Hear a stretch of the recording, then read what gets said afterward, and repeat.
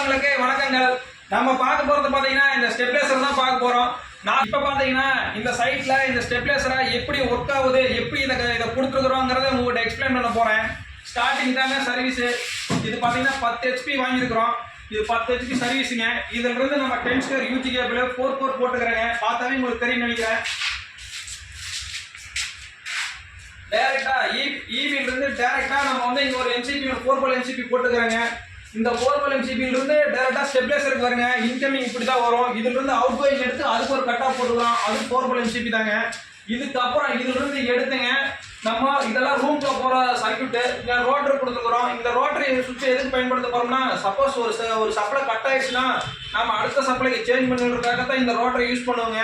அதுல இருந்து நம்ம டிவி பாக்ஸ் இதை வீட்டுக்குள்ள உள்ள ரூம்குள்ள போற எல்லா சர்க்யூட்டுங்க இதுக்கு கொடுத்துருக்குறோம். நம்ம மேக்ஸிமம் வீட்டுக்குள்ள போறது நம்ம ELCB போடுவோங்க. ஏதாவது பிரச்சனை உடனே சடனா கட் ஆஃப் ஆகிறதா ELCB போட்டுக்கிறேங்க. ஓகே ஃப்ரெண்ட்ஸ், நன்றி வணக்கங்கள்.